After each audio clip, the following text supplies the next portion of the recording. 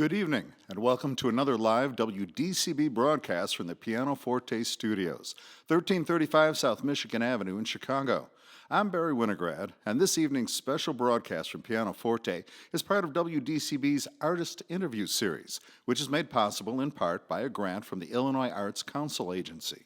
The PianoForte Foundation is a not-for-profit organization dedicated to preserving the art of the piano in Chicago and beyond. More information is available at pianofortefoundation.org. My guest for this hour is a trumpeter, bandleader, composer, and educator who brought together an ambitious project in 2004 called the Chicago Jazz Philharmonic. The CJP is celebrating its 10th anniversary as America's definitive third stream orchestra, with a concert November 14th at Roosevelt University's Auditorium Theater. He also happens to be the host of a radio show you can hear every Friday night on WDCB called The Real Deal. So, at this time, let's welcome the leader of the Chicago Jazz Philharmonic, trumpeter Orbert Davis, and pianist Leandro Lopez Varady.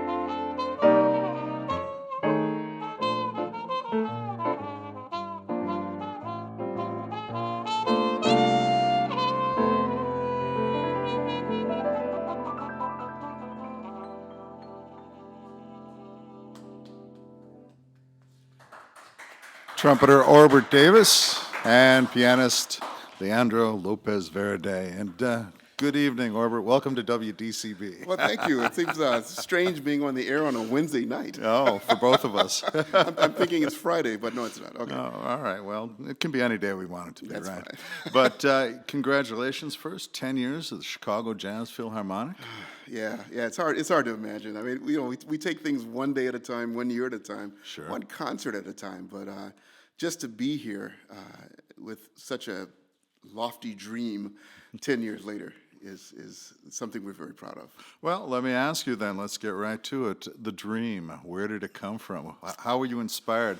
You saw all these people, all these managers, all these things going on, and you're like, I want to get in there and have all sorts of fun hiring people and finding rooms. And Well, it's funny talking to you. You know the answer to this because you know my history back when I was a wee Todd. I remember you.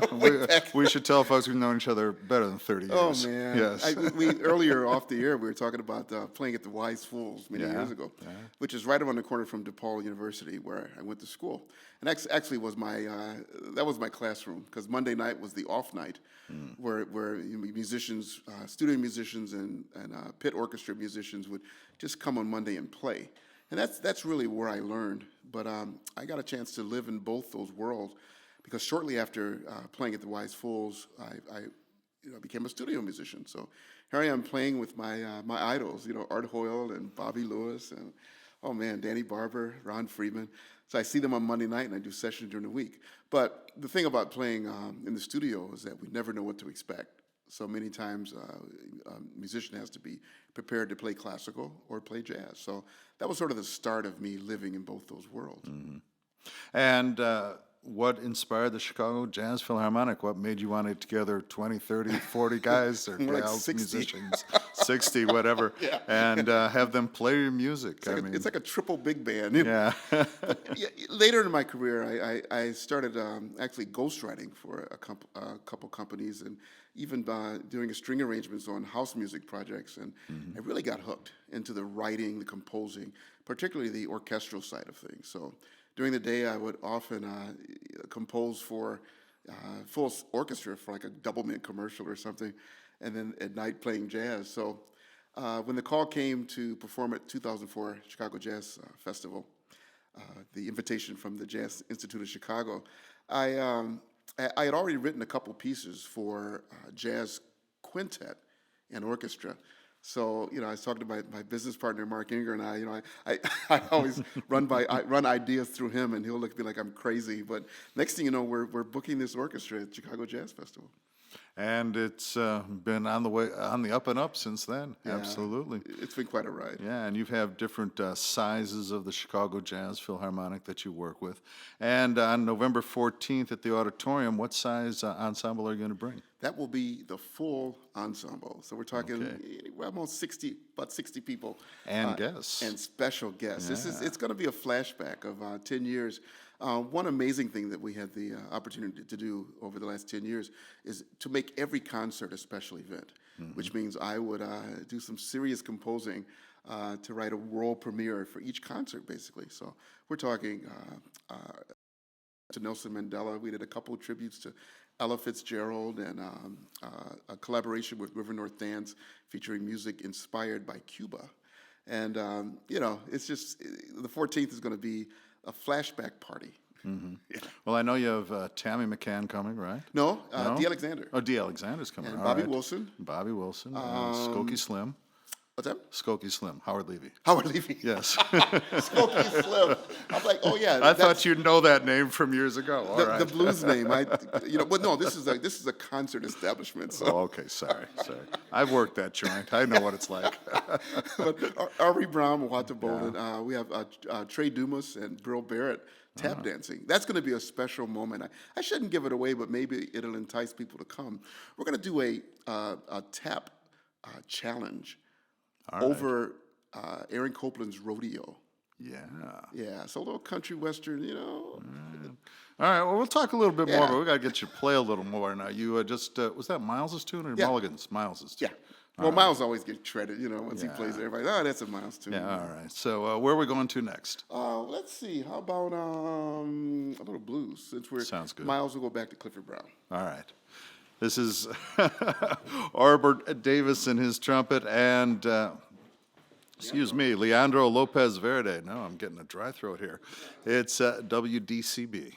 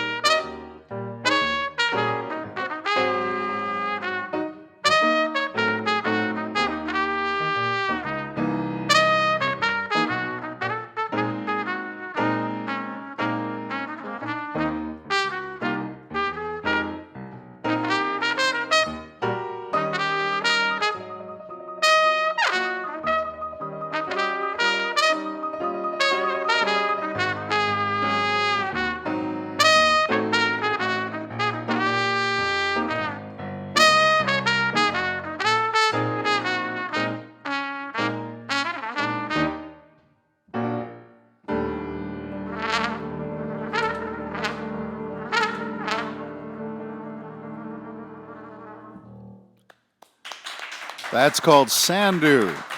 Orbert Davis, trumpet, and Leandro Lopez Varady at the piano. You're listening to DCB Jazz. I'm Barry Winograd. We're live from PianoForte, and we're listening to these two fine gentlemen who are going to be celebrating 10 years of the Chicago Jazz Philharmonic on November 14th. That's a Friday over at the Auditorium Theater. And your new recording, Sketches of Spain Revisited, has gotten a lot of wonderful positive response. And people may not understand this about the Grammys, but the Grammys are sort of like, professional football. You start out with like 32 teams all vying for the same award, and then it gets cut down, and you've been nominated. You've become one of the 32 teams, I guess, this time, for Best Large Jazz Ensemble, Best Instrumental Compositions, or Composing, I guess, Best Engineered Album, non-classical, and Producer of the Year. Hey, I just read the stuff. But congratulations. Well, thank you so That's much. wonderful. It's quite an honor. I mean, the honor goes beyond that, too, just the fact that people are loving the recording. You know, anytime a musician puts out a product like this, it's a labor of love. You know, my wife calls, every time I do a CD, it's another child.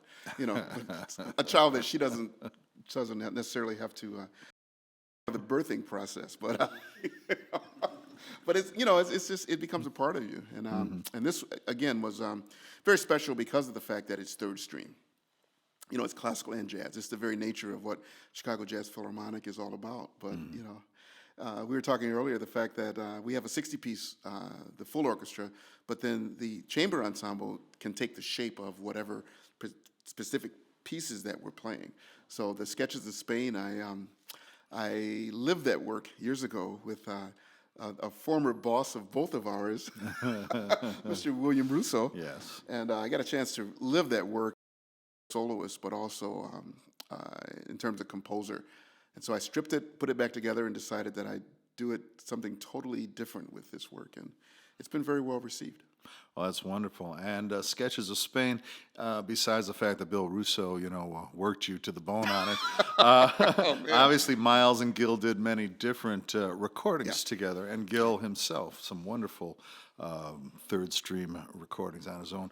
Is that the one that you were attracted to because of Bill Russo, or just that's the one that you felt was where you wanted to start revisiting? It was Bill's idea to perform it live. You know, actually, it became Catches of Pain after a while because literally, I mean, we rehearsed it and we actually performed it about 27 times total, and the difficult part is to play Miles. I mean, how do anything?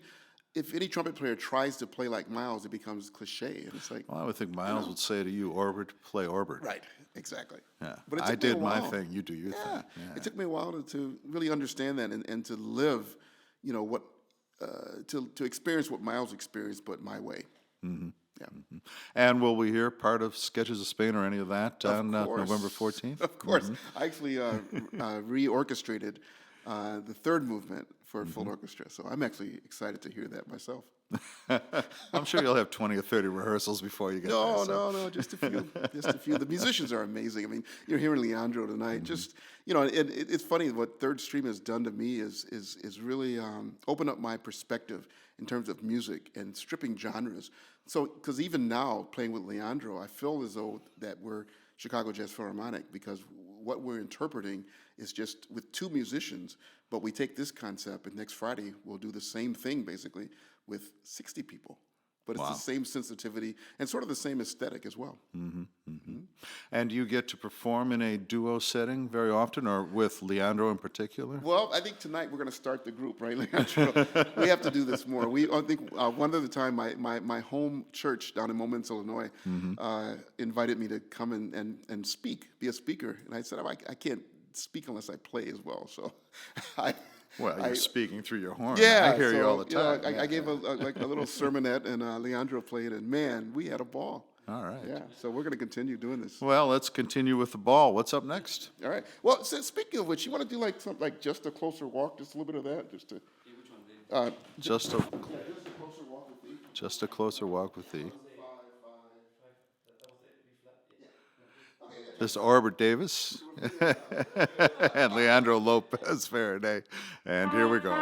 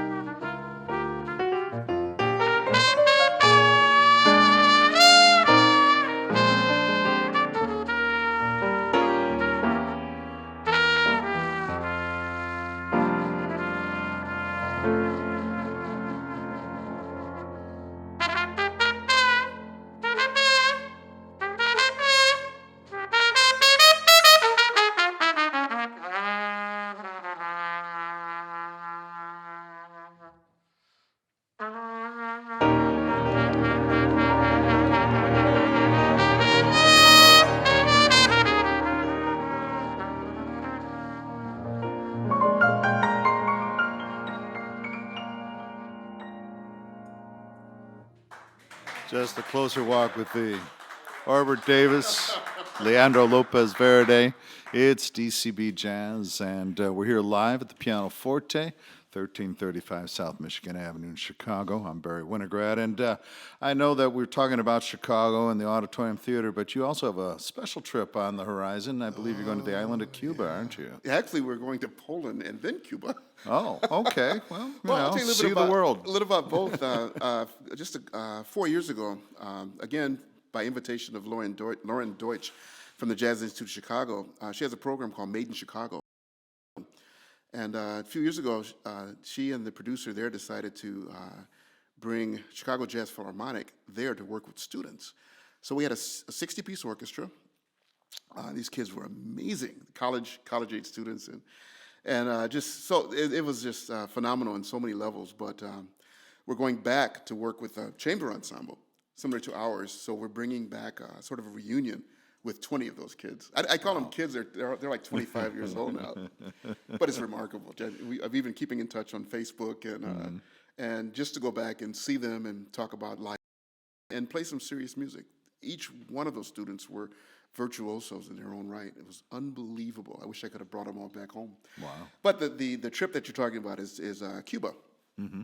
As I said earlier, we worked with River North Dance on a special collaboration we called Havana Blue.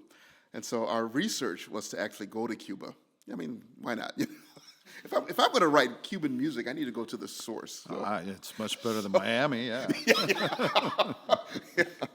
So, or Los Angeles, But anyway, so we went to Cuba, and I basically spent a week just absorbing the culture through and meeting some incredible friends. Mm-hmm. So now we have the opportunity to go back and perform with a university, again, college students, for the Havana Jazz Festival. Wow. And then next year, we're bringing some of our special guests. We're going to bring them back to Chicago and debut a very special piece with them.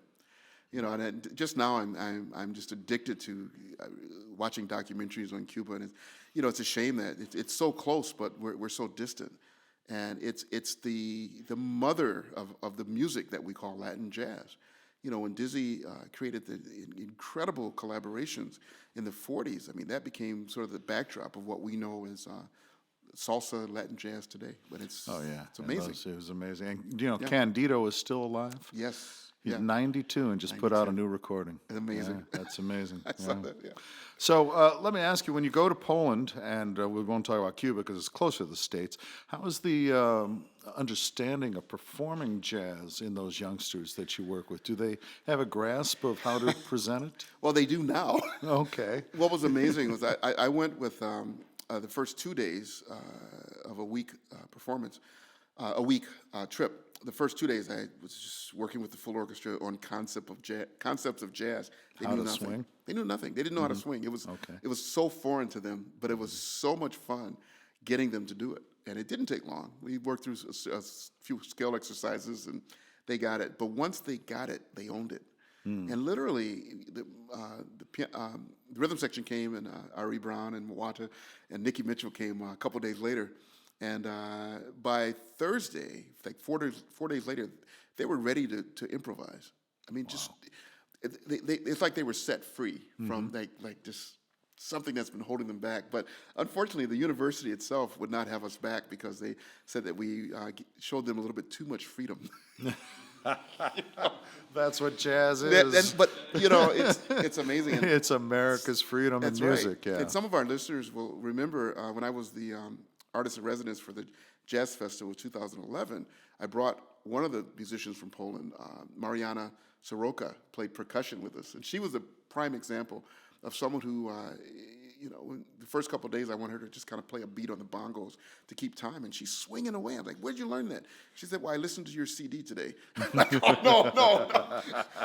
Amazing. But then, we wanted her to bring her to Chicago to affect her career. Now she's doing very well. She's traveling Europe, playing in groups and whatnot. Well, I find it interesting because I know the earlier Polish musicians, Milshel Leviev and others of his generation, which would be about 10 years older than us, they listened to Voice of America all the time. That's right. Yeah. And that's where they got their jazz knowledge, and it really influenced them and allowed them to learn how to play in the style, and then eventually, sharpen it up once they started to hang with Americans. Well, as we both know, that's why radio is so important. Yeah, That's absolutely. why our listeners need to keep supporting WDCB. I like this guy. Yeah, all right. that's what it's about. Well, let's get you back up to the trumpet so people can see what they're supporting here. It's DCB Jazz. I'm Barry Winograd. That's Orbert Davis. And don't forget, Orbert does have a show Friday nights on WDCB called The Real Deal. And Leandro Lopez Varady at the piano. And gentlemen? You'll like this one, Barry. This is actually some third stream from the pen of George Gershwin.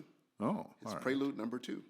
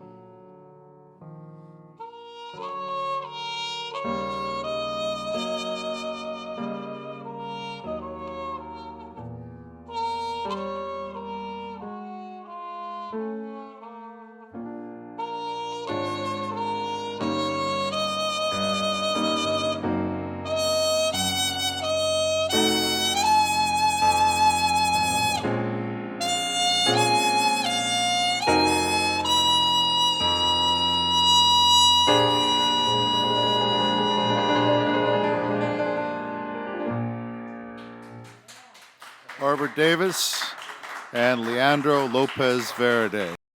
Listening to DCB Jazz, I'm Barry Winograd, and we've got a couple of more moments. And I know we want to talk about your concert coming up in February.